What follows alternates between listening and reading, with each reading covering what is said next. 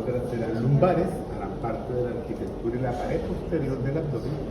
Y ya cuando estoy en cavidad pélvica, ahí ya tenemos entonces el hueso coxal, pero eso hace parte del miembro inferior. Para columna necesitamos este jovencito, el sacro. Un sacro que no está solo, que se articula con el hueso coxal, pero es una historia de cavidad pélvica. Entonces, ¿cuál es la competencia que uno debe tener? Lo primero, conocer esta parte arquitectónica, diferenciarla. Son 7 vértebras cervicales, son 12 vértebras torácicas, son 5 vértebras lumbares, tengo 5 sacras, pero fusionadas. Al otro me queda un solo huesito, pero aquí tengo 5 vértebras que fueron sacras ya fusionadas. Y al final aparece esta puntica. Ahí es donde es el sacro, que pueden ser 5 o 4. Entonces por eso dan 33 o 34 vértebras, dependiendo si este coxis eran 5 o 4 que se fusionaron. ¿Estamos de acuerdo? Bueno, es importante en columna conocer las partes de una vértebra. Entonces puedo tomar de cualquiera de las vértebras, excepto de algunas cervicales. Pero las características comunes que uno espera en una vértebra, yo la voy tomando y lo que yo agarre, eso es cuerpo vertebral. ¿Cierto? Del cuerpo, mire que salen 2 callitos. Esos 2 callitos que están ahí. Entonces le digo los pedículos. Los pedículos. Y después aparecen otras 2 cositas acá arriba. Entonces le digo las láminas. Entonces de la fusión, porque miren que se están uniendo, la fusión de cuerpo, de pedículo y de las láminas me delimita un huequito. Entonces este huequito le digo foramen vertebral o conducto vertebral. ¿Cierto? Pasa y los estudiantes les pasa, entonces miran y la miran, ¿cómo la debo mirar? Algunos la colocan así, otros la colocan así. No, tengo que saber cómo orientarla. Entonces para mí, cuerpo es anterior. Y todas estas apófisis que salen son posteriores. Ahora, de todas estas apófisis que van saliendo, voy a coger 2 que están a los laditos. Entonces le digo las apófisis transversas. Son 2, una derecha y una izquierda. Y atrás se proyecta una solita, larga. Puede ser cuadrada, puede ser alargada, bueno, tiene diferentes formas. Entonces, a esa le digo apófisis espinosa. Y listo, esas son las características comunes, son facilitas. Coge la nete, mire la nete y verá que están igualitas. Es solamente venir y tenerlas muy presentes. Doctor, una pregunta, eso no son láminas, eso no son pendículos. Entonces aquí tengo los pedículos y estas de acá son las láminas. De acá, ¿listo? Láminas y pendículos. Pero hay un ejercicio importante en columna vertebral, cuando está también, que también me representa la orientación de una vértebra. Y es el siguiente, no coinciden porque son vértebras diferentes. Pero sí necesito hacer un ejercicio muy, muy importante. No va a coincidir, pero voy a hablarles de esto que está aquí, lo que usted está viendo. Recuerde que dentro de la columna hay un conducto, y que dentro de ese conducto va algo que se llama la médula espinal. Y de cada región de médula espinal, en los diferentes niveles de la columna, veo que emergen estos fileticos de color amarillo. Estos fileticos se llaman los nervios raquídeos o nervios espinales. Van a ser los nervios que, emergiendo de mi columna, dan la vuelta por todo el cuerpo y se van de posterior hacia lateral, hacia anterior, y se van a distribuir y van a perforar toda mi pared, y de aquí tienen que nacer los nervios que se encargarán de toda la inervación sensitiva y motora, ya sea de la musculatura del tórax, de la musculatura del abdomen y de la columna, específicamente de la región lumbar. Van a nacer los nervios que comandan toda mi actividad motora, pélvica, pero más de miembro inferior. ¿Cierto? Toda la parte motora, contráctil, sensitiva para miembro inferior, nace de los nervios raquídeos. Entonces, si yo hice el ejercicio de dividir la columna en partes, también debo hacer el ejercicio de dividir los nervios por regiones. Y miren que la historia es par. Entonces, esto que está aquí, les presento 31 pares de nervios raquídeos que emergen de la médula espinal dentro del conducto vertebral. Y de esa historia nace otra que no les gusta mucho, pero que tendremos que ver por ahí en 2 cortecitos más, los plexos. Y aquí también los nervios también que van para el miembro superior nacen de los nervios raquídeos. Y la columna tiene un agravante, y es que tiene unas partes que son móviles y unas partes que son menos móviles. Las partes móviles de la columna es la columna cervical y la columna lumbar. Y entre más movimiento, más posibilidades tengo de patologías. De ahí viene el término de las hernias discales, que pueden ser a nivel cervical, pero son más comunes, miren, ahí la tienen, son más comunes a nivel lumbar. Y una hernia discal, busquemos la figurita de Nether, por favor, que eso lo vimos creo que la vez pasada. Esa pregunta fija que les viene, busque una columna y miremos que tiene un disco intervertebral. Porque yo estoy viendo que las vértebras, entre los cuerpos de las vértebras, hay unas estructuras interpuestas. Esas estructuras interpuestas se llaman discos intervertebrales. Otra. Tenemos un disquito. Por ahí tiene que haber un disco. Más adelante. Busquemos un disco. Por ahí hago un torácico. Entonces hagamos el ejercicio con los nervios raquídeos. Tengo 8 pares de nervios raquídeos cervicales. ¿Cómo los nombro? Pues por las vértebras. Entonces digo C1, C2, C3, C4, C5, C6, C7, C8. Hasta ahí. 8 pares, 16 nervios raquídeos cervicales. De ahí tomaremos los 4 primeros para formar un plejo que se llama cervical. Entonces, para toda la parte motora a nivel de cuello. Tomaremos otro de ahí para abajo que será el plejo braquial. Entonces será todo lo del miembro superior. En tórax son solamente nervios intercostales. Me recorren la pared del tórax y me inervan la pared del tórax. Y en abdomen los lumbares y los sacros, entonces formaremos un plejo que se llama lumbosacro. Eso lo haremos más adelante cuando lleguemos a músculos. Antes de músculo, ¡pum!, metemos plejo. Para tener claro toda la historia nerviosa y motora que vaya de la mano del paciente. ¿No la encontraste? Un disquito, no, tenemos el de Nether. El de Nether. Bueno, yo les sigo contando. Aquí los nombro C1, C2, C3, C4, C5, C6, C7, C8. Recuerden, siempre les pasa, son 7 vértebras cervicales, pero son 8 pares de nervios raquídeos cervicales, de C1 a C8. Es un dibujito de 2 vértebras. Busquémoslo, no hay afán. Para tórax, entonces mis nervios raquídeos serán 12 pares de nervios raquídeos. También los nombro T1, T2, T3, T4, T5, T6, T7, T8, T9, T10, T11, T12. ¿Qué necesito que tenga y que nunca se le olvide? Que tiene un disco intervertebral. Entonces tiene 2 cosas. Una parte periférica que se llama el anillo fibroso y una parte central que se llama el núcleo pulposo. Esos rojitos se llaman núcleo pulposo. Entonces, siempre que se rompa, que se venzan los ligamentos que aseguran a la columna, que generalmente los más importantes son 2, uno que va por delante y uno que va dentro del conducto vertebral.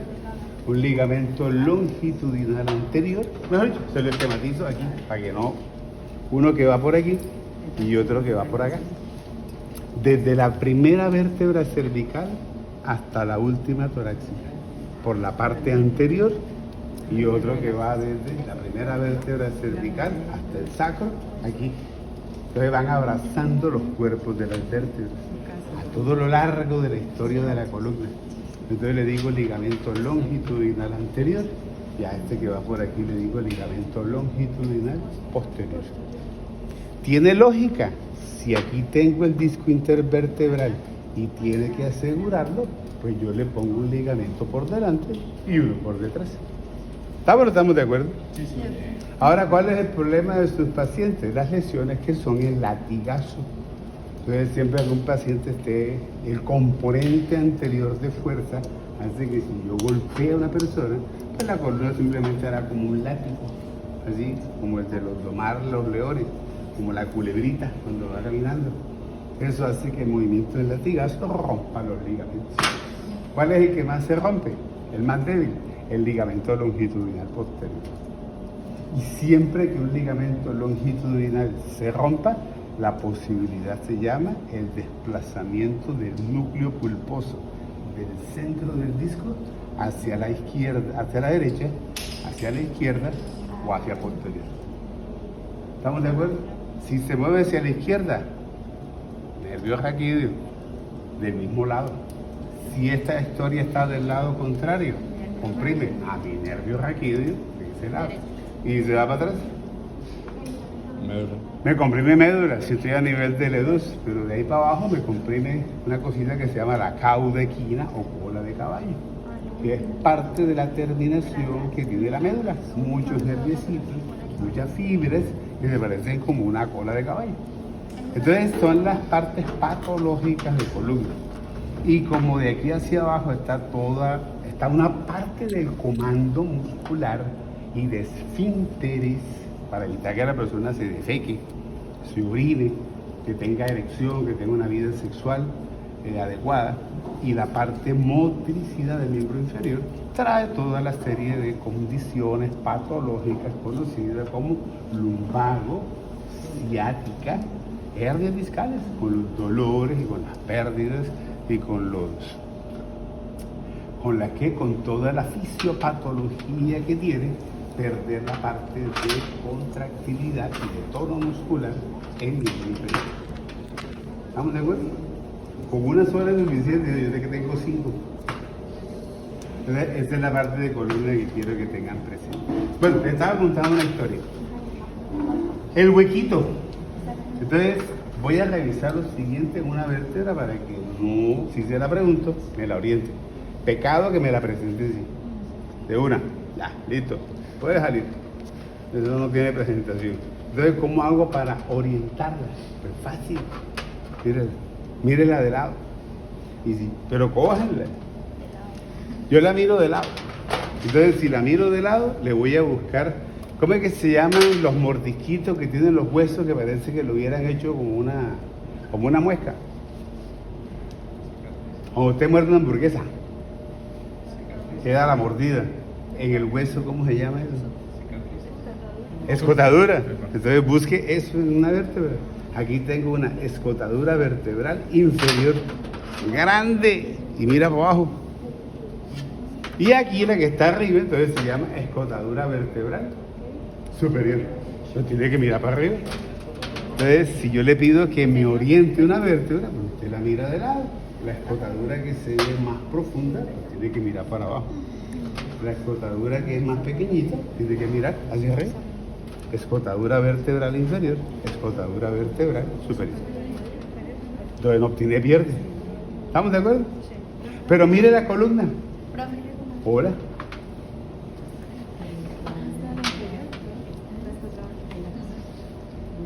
Y está pintada, recuerden que le conté que su parcial está aquí.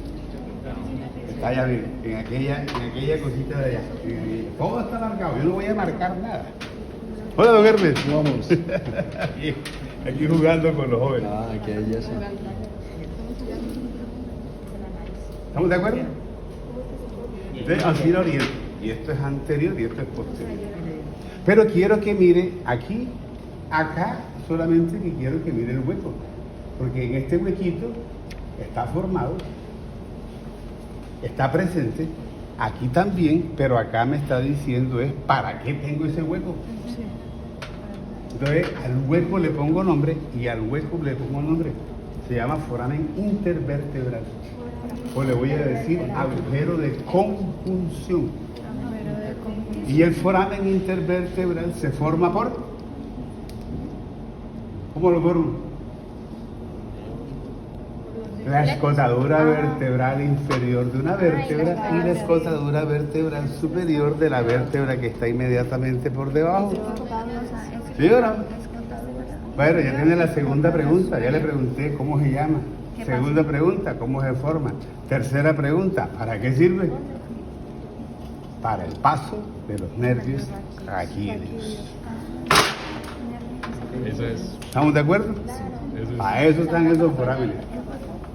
Entonces no se lo olvide, es muy importante en la historia de columna vertebral. ¿Cómo se llama? ¿Estamos de acuerdo? Dígame que sí. Sí. A ver. Intervertebral. Bueno, eso es las generalidades que tiene la columna vertebral. Entonces la longitud de la columna va a depender no solamente de la vértebra, sino también de la integralidad del disco. El disco le da y le proporciona esa longitud a la columna, es combinada. O sea que si el disco cambia y se degenera, pierde longitud la columna. Pero me preocupa que además de perder la longitud de la columna por el daño patológico de un disco intervertebral, ¿qué otra estructura sufre?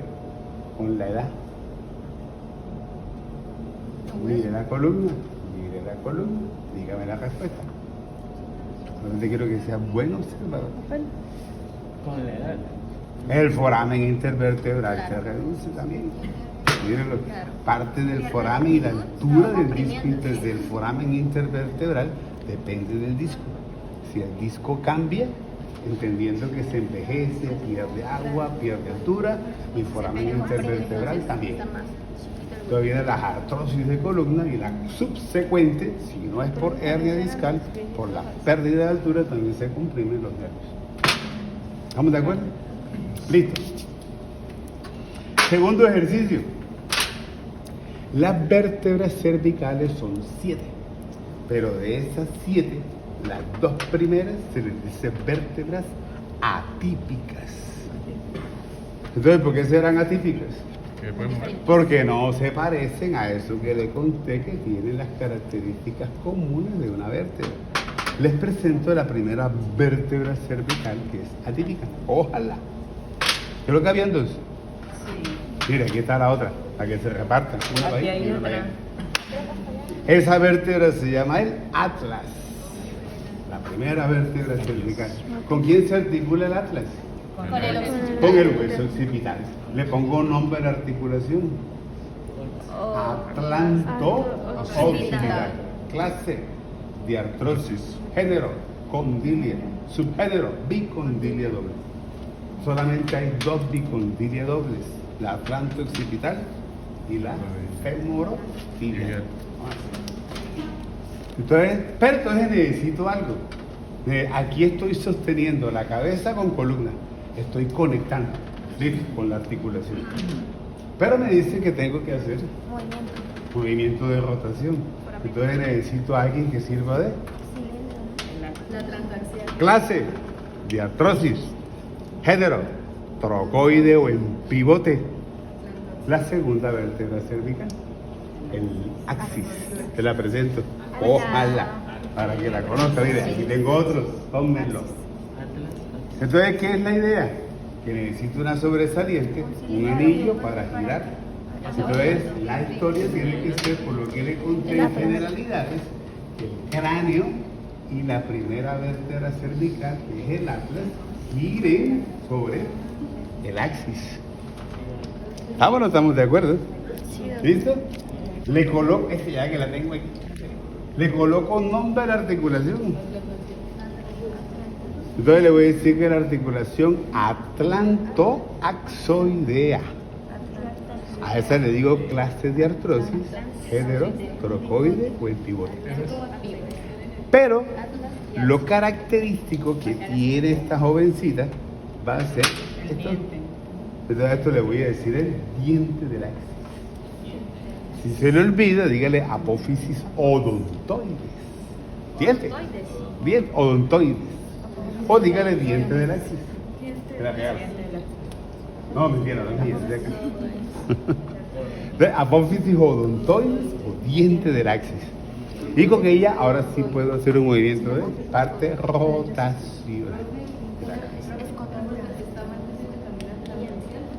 Algunos textos me Diente dicen del articulación axis. Este es el atlas. atlas. También se la hace. Axis. No, pero no lo peleamos. Para A que veces que le movimiento. coloco un nombre raro por ahí. Ajá.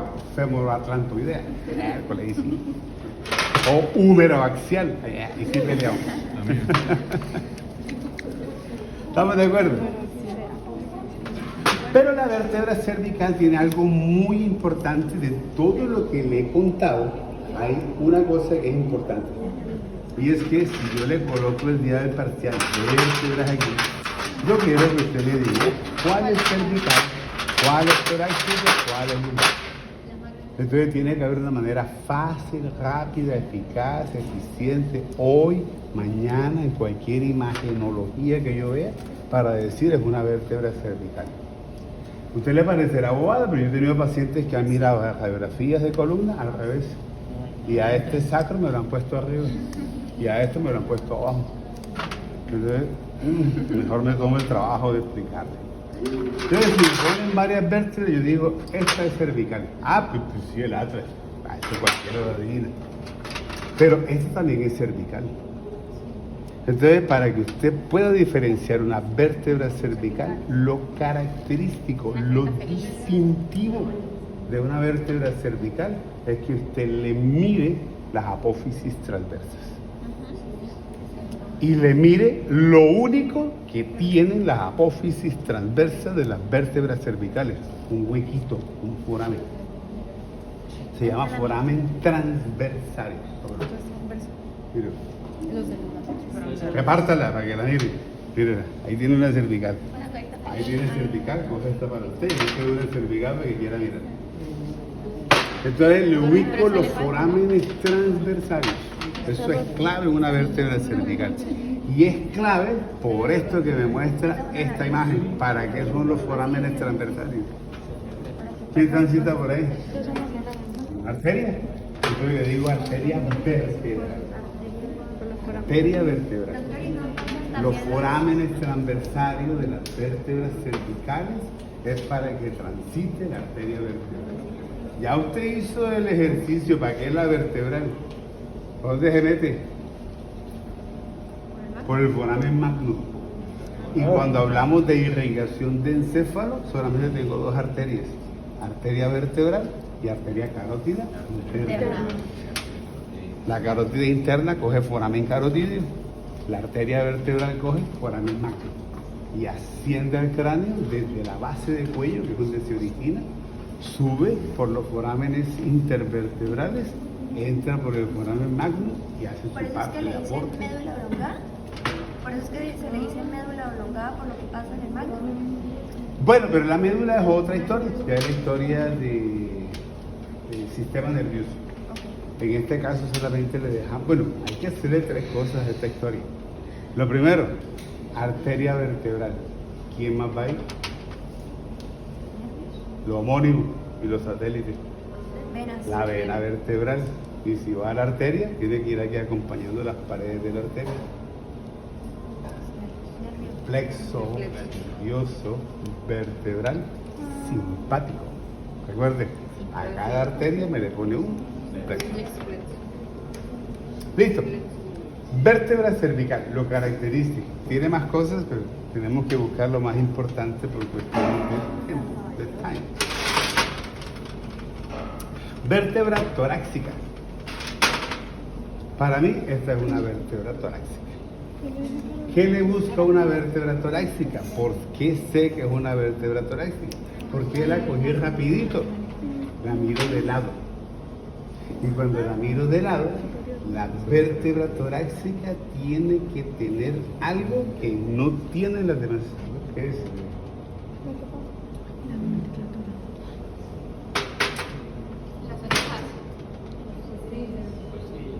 La huella. ¿Sí o no?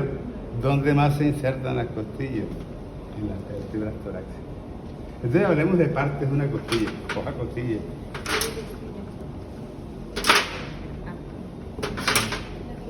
Repártela, dos, tres costillas, una costilla a cada tres personas, cada cuatro. Entonces partes de una costilla, donde yo agarro, así se llama, cabeza de la costilla. La cabeza de la costilla. Fácil, ¿qué hay debajo de cada cabeza? Cuello. Entonces, debajo de la cabeza, el cuello. Vayan siguiendo el esquema. Solamente tiene que hacer un tour, y es en línea, bueno, no es recta, es curvo el tour. Debajo del cuello, entonces le veo una sobresaliente. Le digo el tubérculo de la costilla. El tubérculo. ¿Cierto? La costilla me pide algo, que la oriente. Entonces, la cabeza va atrás. ¿Listo? La cabeza va por detrás. Ahora, lo otro que necesito para orientarla, la parte superior de la costilla tiene que ser lisa y sin filo. La parte inferior, usted le pasa el dedito y se siente filosa. Entonces, para mí, esta costilla es izquierda. Mire a ver cuál le tocó. Lo redondeado va para arriba, Entonces, lo esta es filoso va para izquierda abajo. también. Cabeza. Ya se le articulo. Filoso. Hay que articular. Entonces quiero para orientar. ¿Estamos de acuerdo? Bueno, miren lo que vamos a hacer. Al surco de abajo le pongo Recuerda que nombre. la cabeza va atrás, ¿no? Se llama surco costal. Y por este surquito costal tengo que colocarle quién va por ahí. Entonces va una arteria, va una vena y va un nervio, que le digo nervio intercostal. Son los nervios que recorren toda mi pared posterior, lateral y anterior. Y encargarse de toda la parte de irrigación, drenaje venoso e inervación de músculos, pero también de la parte cutánea, de la parte de piel, dermatomas.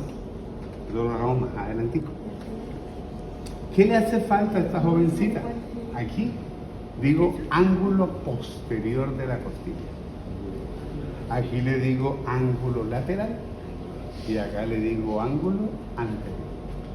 Ah, como ella es curva, necesita tener dobleces para hacer esta conformación de la parte. Luego debe tener ciertas curvitas.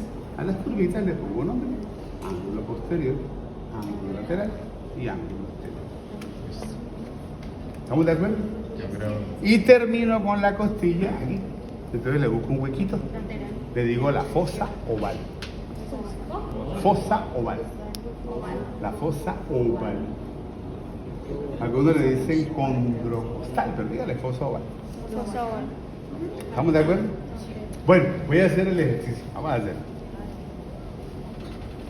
Entonces dijimos que esta era vértebra torácica.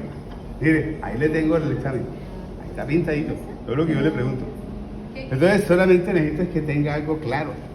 Dijimos que era izquierda.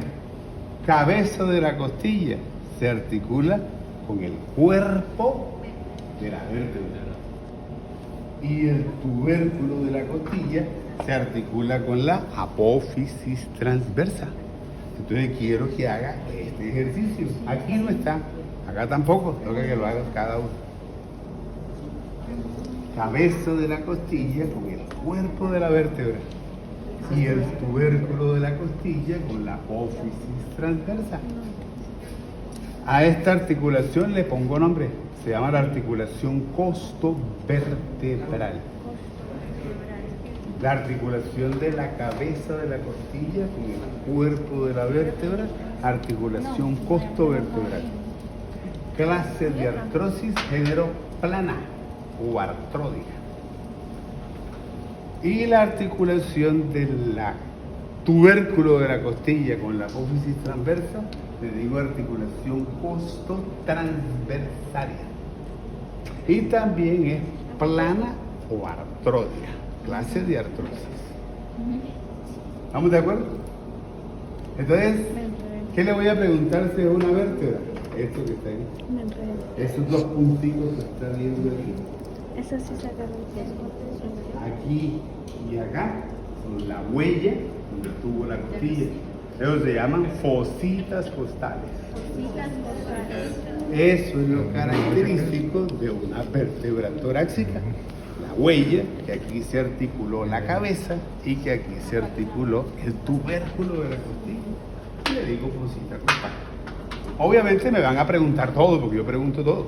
Entonces le pregunto por el nombre, quién se articula, clase, género y el nombre. Solamente entiéndelo. Es facilito. En el está igualito. La Target se lo cuenta igualito. Está igual. No es que yo me sepa la Target y tampoco la escribí, sino que ella ahorita aprendí esas cositas. ¿Estamos de acuerdo? ¿Comprendido? Vale. Me falta un bar, una grandota que esté por ahí. Y tal.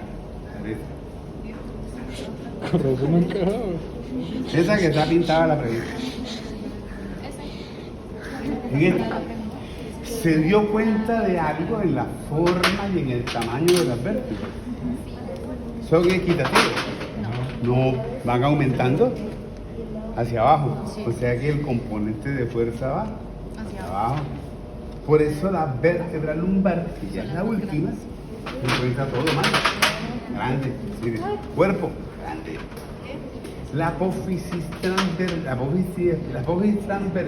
tienden a ser corticas, casi horizontales y puntiagudas. Y la apófisis espinosa tiende a ser como cuadrada. Los libros dicen que tienen forma de hacha. Así porque es cuadradita. Pero ella, eso no es lo característico de ella. Cuando usted la mire, le puede parecer que es lumbar, porque está bien grande. Pero lo característico de ella es buscarle. Me faltó algo.